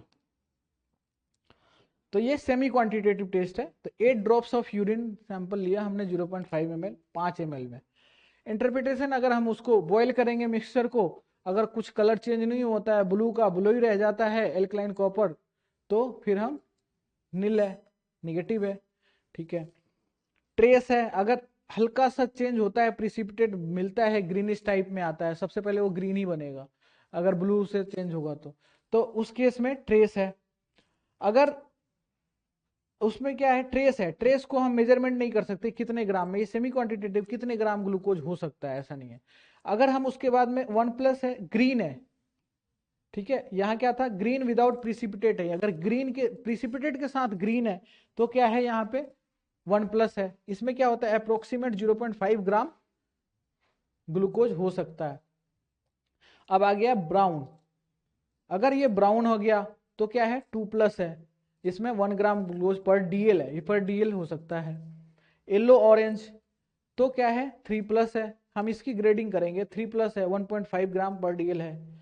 ठीक है, अगर रेड कलर हो गया बिल्कुल प्रिसिपिटेट, बिल्कुल रेड कलर हो गया, तो उस केस में क्या है मोर देन 2 है, 4+ है, डन। अब आपके मोर देन 2 है, अब इससे ज्यादा उसमें नहीं है ऑप्शन, इससे ज्यादा आप कर ही नहीं सकते। अब उससे ज्यादा है तो आपको क्वांटिटेटिव मेजरमेंट करना पड़ेगा और फिर आगे चेक करना पड़ेगा कितनी वॉल्यूम है। ठीक है, और बेनेडिक्ट के ही सेकेंड पार्ट है, क्या है डायबिटीज जो मेजर करने के लिए वो होते हैं, ये क्या है जनरली क्या है रिड्यूसिंग सब्सटेंस, जो शुगर के बहुत सारे प्रकार है ना, ग्लूकोज फ्रक्टोज, ये सारे चीज ये मेजरमेंट कर लेता है, डिटेक्ट कर लेता है, ये जनरली सारे रिड्यूसिंग सब्सटेंस है। ठीक है, ग्लूकोज फ्रक्टोज लैक्टोज, ठीक है, ये सारे तीनों जनरली कर लेता है, तो यही जनरली तो यही ग्लूकोज प्रेजेंट होता है, और रेयर केस में फ्रक्टोज एंड लैक्टोज होता है, लेकिन जनरली जब ये तीनों डिटेक्ट करते हैं तो फॉल्स पॉजिटिव फॉल्स निगेटिव के चांसेस रिड्यूस हो जाते हैं। सेंसिटिविटी 200 मिलीग्राम पर डी है, अगर यूरिन में 200 ग्राम मिलीग्राम पर डी सैंपल वो ग्लूकोज अवेलेबल है, उस केस में ये क्या है डिटेक्ट कर लेता है। वैसे रीनल थ्रेशोल्ड जो होती है,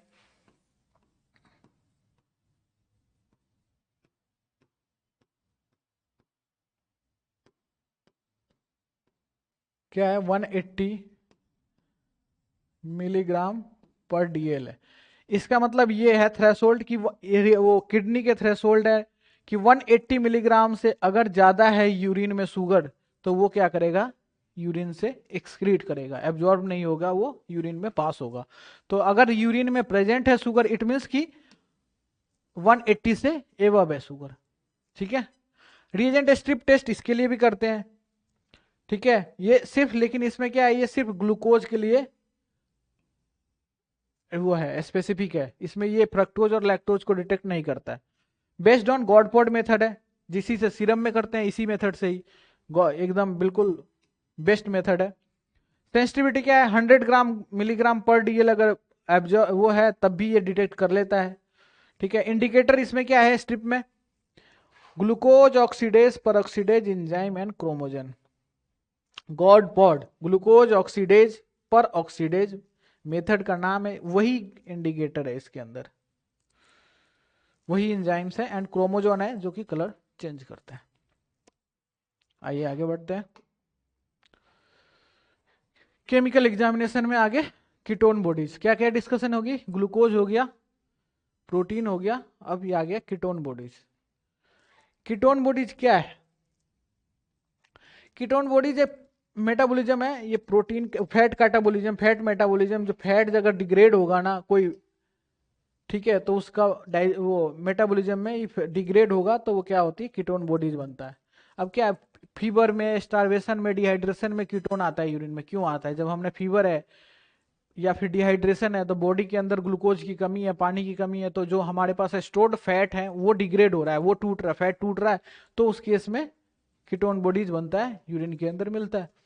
ये तीन तरह से, तीन टाइप्स के होते हैं, 3 टाइप्स के होते हैं, acetone, एसिटो acetic acid and beta hydroxy butyric acid. ठीक है, अब ये आप इसको याद करने का सिंपल तरीका है कि जिसकी जितनी अल्फाबेट्स है ना उतनी परसेंटेज है, 2, 20 और 78। एसीटोन सबसे कम होता है, aceto acetic acid 20% and beta hydroxy butyrate 78%। Again ये भी एक इंपॉर्टेंट क्वेश्चन है एमसीक्यू के हिसाब। टेस्ट कौन कौन सा करते हैं, मेनली रोथराज टेस्ट करते हैं यो कीटोन बॉडीज के लिए, रिएजेंट स्ट्रिप इसका भी अवेलेबल है, फेरिक क्लोराइड टेस्ट करते हैं और एसीटेट टैबलेट टेस्ट करते हैं। ठीक है, ये आपको नाम याद रखने हैं, ऑप्शन जब एमसीक्यू आएगा वहां पे ये नहीं लिखा आएगा, मान लीजिए ये भी ऑप्शन नहीं है, ये भी ऑप्शन नहीं है, और ये भी ऑप्शन नहीं है और ये ऑप्शन है, याद ही नहीं है, याद करना है आपको। ठीक है, अब हम आगे रोथराज टेस्ट डिस्कस करेंगे। रोथराज टेस्ट कीटोन बॉडीज के लिए। ठीक है, इसका प्रिंसिपल क्या है, एसीटोन एंड एसिटिक एसिड दो तरह के, 2% और 20%, 22% react with sodium nitroprusside in the presence of alkali to produce purple color ring। ठीक है, ये जब हम साइड से डालेंगे तब पर्पल कलर की रिंग बनती है। ठीक है। मेथड क्या है, जब एसीटोन और एसिटिक एसिड को सोडियम नाइट्रोप्रोसाइड के साथ जब रिएक्ट करेगा एल्कलाइन मीडियम में तो वो पर्पल कलर बनाता है। तो पर्पल कलर का साइड से हम जब टेस्ट ट्यूब में डालते हैं तो उसमें रिंग बनता है, वो दिखाई देता है। Method, take a 5 ml of urine in a test tube, 5 ml के वो टेस्ट ट्यूब में एक 5 ml यूरिन सैंपल लेंगे और अमोनियम सल्फेट आता है। अमोनियम सल्फेट क्या करेंगे कि सेचुरेट विद एमोनियम सल्फेट, वो उसको सेचुरेट कैसे करेंगे वो भी मैं बताऊंगा आगे। And add 1 crystal of sodium nitroprusside, then slowly run the liquid ammonia along with the side of test tube. ठीक है, अब ये टेस्ट ट्यूब है, इसमें 5 ml यूरिन सैंपल लिया। अब सेचुरेट करने का मतलब क्या है, अब इसमें क्या है, अमोनियम सल्फेट ऐड करेंगे और उसको मिक्स करेंगे, प्रॉपर विगरसली एकदम, बिल्कुल उसको सोडियम नाइट्रोप्रोसाइड क्रिस्टल्स को हमें डिजोल्व कर देना है उसके अंदर। फिर अगेन ऐड करेंगे सोडियम उसमें अमोनियम सल्फेट, जब तक ऐड करेंगे जब तक उसमें डिजोल्व होना बंद नहीं हो जाए। सेचुरेशन का मतलब ये होता है, सपोज जैसे पानी है, पानी के अंदर हम शुगर डाल रहे हैं, तो एक समय ऐसा आएगा कि उसमें शुगर डिजोल्व होना बंद हो जाएगा। हम थोड़ा सा डालेंगे, उसको मिक्स करेंगे, थोड़ा सा डालेंगे, फिर मिक्स करेंगे, थोड़ा सा डालेंगे, मिक्स करेंगे। जब सॉल्वेंट की कैपेसिटी खत्म हो जाएगी, अब डिजोल्व नहीं हो सकता है, वहां उसको हम सेचुरेशन करते हैं। तो वहां तक हम सोडियम अमोनियम सल्फेट ऐड करके यूरिन को सेचुरेट करेंगे। सेचुरेट करने के बाद में एक छोटा छोटा क्रिस्टल्स हम डालेंगे सोडियम नाइट्रोप्रोसाइड का, देन अगेन मिक्स करेंगे सोडियम नाइट्रोप्रोसाइड करके, मिक्स करके, और देन क्या करेंगे, साइड से, उसके साइड से इस पे इसको थोड़ा सा स्लैंटिंग पोजीशन में लेके और अमोनिया डालेंगे इस साइड पे। तो जहां भी यूरिन है ना, वहां पे राउंड में एक पर्पल कलर रिंग बनेगा। वो अगर पॉजिटिव होगा तो, निगेटिव होगा तो नहीं बनेगा। फाउचेट टेस्ट बिलिरुबिन के लिए हमने तो वो देख लिया, उसमें बहुत सारे टेस्ट थे। ठीक है, 3 टेस्ट थे ना आपके, रोद्राज रिएजेंट स्ट्रिप हो गया, फेरिक क्लोराइड और एसिटेट टेबलेट टेस्ट, उसमें से हमने रोद्राज कर लिया। जनरली ये है, बाकी के आप नाम याद रखें, बाकी ये जनरली वो नहीं है। अब आगे फाउचेट टेस्ट, मोस्ट कॉमनली यूज जो है फाउचेट टेस्ट बिलिरुबिन के लिए। प्रिंसिपल क्या है, bilirubin absorbs to barium chloride and result in green colour formation when Fouchet reagents is added. ठीक है, ये प्रिंसिपल है। अगर हम बेरियम क्लोराइड के साथ ऐड, वो ये रिजल्ट देगा, बेरियम क्लोराइड और बिलिरुबिन जो होगा अगर प्रेजेंट, तो बेरियम क्लोराइड को एब्जॉर्ब कर लेता है और ग्रीन कलर देता है जब हम फाउचेट रिएजेंट ऐड करते हैं। तो इसको करने के लिए 5 ml यूरिन लेंगे, 2.5 ml बेरियम क्लोराइड ऐड करेंगे, दोनों मिक्स करेंगे और फिल्टर पेपर से हम फिल्टर कर देंगे और वो जो डिस्कार्ड जो फिल्टरेंट था उसको हम डिस्कार्ड कर देंगे। और फिल्टर के पेपर जब ले लेंगे, उस फिल्टर पेपर पे हम 1 ड्रॉप फाउचेट रिएजेंट ऐड करेंगे। उसमें क्या होगा, अगर blue green colour around the drop indicates positive test, उस पर अगर ब्लू ग्रीन कलर आ रहा है तो पॉजिटिव है, अदरवाइज नेगेटिव है। इसमें अदर टेस्ट क्या क्या करते हैं, foam, Gmelin's, Lugol's iodine test और reagent strip test. Reagent strip तो ऑलमोस्ट आज की डेट में सबके लिए अवेलेबल है। अब आ जाओ यूरोबिलिनोजन एरलिच टेस्ट। ठीक है, इस केस में क्या है, 5 ml यूरिन सैंपल, ठीक है, at 0.5 ml of Ehrlich reagent. Ehrlich reagent क्या है, 20% HCl है और पैराडाइमिथाइल अमाइनो बेंजीएल्डिहाइड है। ठीक है, and allow to stand for 5 minutes, 5 minutes के लिए दोनों मिक्स करके आप छोड़ दीजिए दोनों को। ठीक है, अब वो क्या करेगा, उसमें पिंक कलर डेवलप होगा। Development of pink colour indicates positive test. अगर कलर चेंज नहीं होता है तो वो नेगेटिव है, अदरवाइज जो पिंक कलर आता है लाइटली तो पॉजिटिव है। बाइल सॉल्ट, बाइल सॉल्ट के लिए मोस्ट पॉपुलर मेथड है आपका हेज सल्फर टेस्ट। ठीक है, 5 ml यूरिन सैंपल लेंगे वैसे ही, ठीक है, और स्प्रिंकल एक सल्फर पाउडर आता है, लाइट ग्रीन कह सकते हैं उसको, येलो ग्रीन या लाइट ग्रीन, बिल्कुल लाइट येलो। यूरिन स्प्रिंग वो करेंगे, 5 ml of urine, sprinkle a pinch of sulphur particle, sulphur जब स्प्रिंकल करेंगे, if bile salt is present sulphur particle will sink to the bottom. ठीक है, जैसे ही हम इसमें यूरिन में करेंगे, सल्फर पाउडर डालेंगे, वो सल्फर पाउडर नीचे आके बैठ जाएगा। नीचे आके बैठ जाएगा तो पॉजिटिव है, बाइल साइड प्रेजेंट है, जो कि जॉन्डिस के केस में होता है। जनरली ये रूटीन में होता नहीं है। बिल्रुबिन, इडोबिलिनोजन तो होता है, बिल्रुबिन हो गया आपका, और बाइल सॉल्ट हो गया, बाइल पिगमेंट हो गया, ये सब चीजें प्रेजेंट होती नहीं है। अब आ जाओ ब्लड। ब्लड के बारे में बहुत डिस्कशन हुआ ना, हीमोग्लोबिन यूरिया, हिमेचूरिया। अब आते हैं टेस्ट कैसे करते हैं। बेंजीडिन मेथड क्या है, बेंजीडिन प्रिंसिपल क्या है, the peroxidase activity of haemoglobin decompose hydrogen peroxide releasing nascent oxygen, ठीक है, which in turn oxidise benzidine to give blue colour.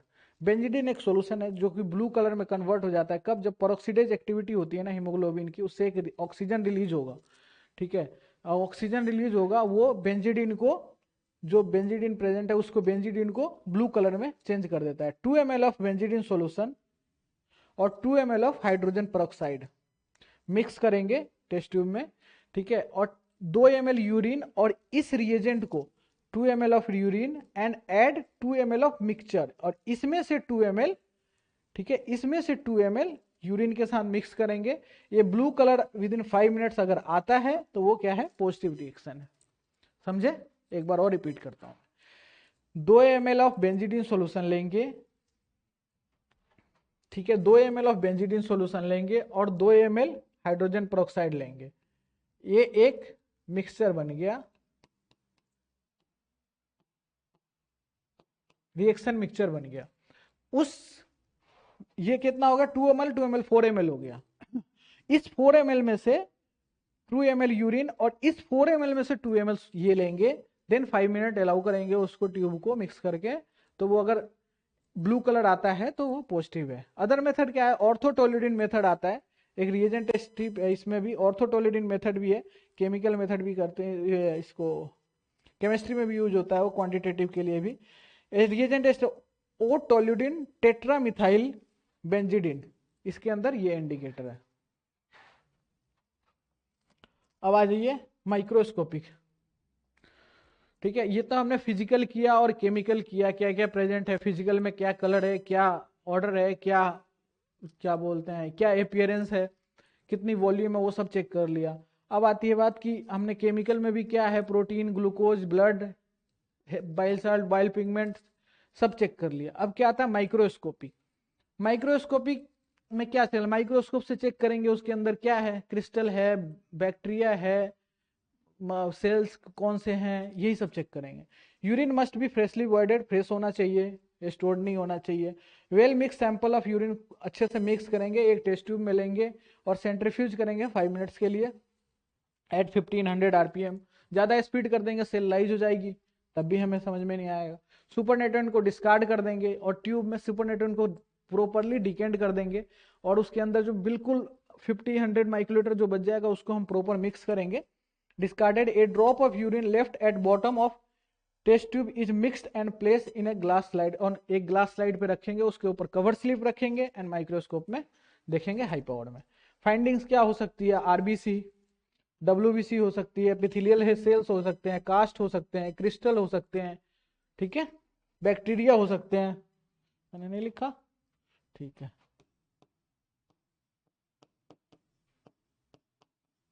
एक रिएजेंट स्ट्रिप में टेस्ट होता है और बैक्टीरिया के केस में पॉजिटिव होता है, पसल्स के केस में, इन्फेक्शन के, अगर पसल्स है, बैक्टीरिया है तो उस केस में पॉजिटिव होता है नाइट्राइट्स, ठीक है, स्ट्रिप में ही होता है जनरली, इसके लिए कोई केमिकल मेथड अवेलेबल नहीं है। तो नाइट्राइट्स क्या होता है उसमें, ये पसल्स के, उसमें बैक्टीरिया के केस में एंजाइम्स है ये जो प्रेजेंट होता है। अब आइए कास्ट क्या हो, कास्ट में दो तरह के कास्ट हो सकते हैं, सेलुलर, ए सेलुलर और सेलुलर। ए सेलुलर क्या है, सेलुलर जो है वो सेल्स को एक तरह से प्रोटीन में मिलके और वो सारे सेल्स इकट्ठे हो गए, उसको सेलुलर कास्ट कहते हैं। और इसमें जो अलग अलग कास्ट है, दूसरे कास्ट हैं, उसको हम ए सेलुलर, विदाउट सेल वाले हैं वो ए सेलुलर कास्ट है। इसमें हाइलिन कास्ट है, ग्लेनुलर कास्ट है, वैक्सी कास्ट है। सेलुलर में क्या है, एपिथेलियल, व्हाइट सेल और रेड सेल कास्ट है। ये सब क्या है कि सेल्स यूरिन में पास हो रहे हैं, तो सेल्स में जब यूरिन जहाँ इकट्ठा हो रहा है तो वो प्रोटीन और ये अदर चीजें हैं उसके साथ ये कोएगुलेम उसमें बन जा रहा है, तो ये कास्ट बना ले रहा है। अब आते हैं crystals. Crystal present in acidic urine. अब यहां आती है, जब हमने बताया ना पीएच जब टेस्ट कर रहे थे, यूरिन क्या है, एसिडिक है, तो उसके अंदर कौन से क्रिस्टल दिख सकते हैं, एल्कलाइन है तो कौन से क्रिस्टल दिख सकते हैं, ये इंटरप्रिटेशन करने में, क्रिस्टल की रिपोर्टिंग करने में पीएच का रोल यहाँ होता है। अगर आपने पीएच तो दे दिया एसिडिक और क्रिस्टल दे दिया कैल्शियम कार्बोनेट तो गलत है, सामने वाला बोलेगा कि ये तो ऐसा नहीं होना चाहिए। एसिडिक यूरिन में क्या क्या हो सकता है, uric acid, these are variable in shape and yellow in colour, yellow colour में होता है, शेप वेरिएबल होता है जनरली। ये तो मैं आपको थ्योरेटिकली पढ़ा रहा हूँ, ठीक है, बट ये चीज क्लियर जब ही होगा जब आप माइक्रोस्कोप पे प्रैक्टिकली बैठेंगे, करेंगे, चेक करेंगे, देखेंगे, रिपोर्ट करेंगे। कैल्शियम ऑक्जिलेट, ठीक है, ये कलरलेस एनवलप सेट होता है। Amorphous urates, these are urate salts, potassium and calcium और मैग्नीशियम का यूरेट सॉल्ट्स है, ये पाउडर टाइप में, रेत टाइप में जो होता है ना, जो उस टाइप में ये नीचे बैठा होता है एमोर्फस यूरेट्स। ये क्या होते हैं, ये तीनों एसिडिक कंडीशन में होते हैं। एल्कलाइन में कौन कौन से होते हैं, calcium carbonate, amorphous phosphate and abnormal crystals भी होते हैं कुछ। तो इसमें कैल्शियम कार्बोनेट कैसा होगा, small colourless group in pair, ये हमेशा पेयर में होगा, जैसे बैक्टीरिया होती है ना डिप्लोकोकाई, ये पेयर में होगा, ये सिंगल नहीं होता जनरली, ठीक है। कलरलेस होता है, कलरलेस ही ये भी होता है कैल्शियम ऑक्जिलेट, बट इसको एनवलस शेप में होता है, उसको ध्यान है वो पेयर में नहीं होगा। Amorphous phosphate yellow brown, cactus like ये आपका होगा, ऐसे दिखेंगे ये, ठीक है, एमोर्फस फॉस्फेट। और एक होता है ट्रिपल फॉस्फेट भी होता है। एबनॉर्मल क्रिस्टल में क्या है, abnormal crystal cystine, cholesterol, bilirubin etcetera etcetera abnormal crystals हो सकते हैं, ठीक है। ये तो हुआ आज का यूरिन एग्जामिनेशन। अगले क्लास में मैं इससे रिलेटेड जो इंपॉर्टेंट एमसीक्यू है वो डिस्कस करेंगे, ठीक है। तो आज के लिए इतना ही, चलिए।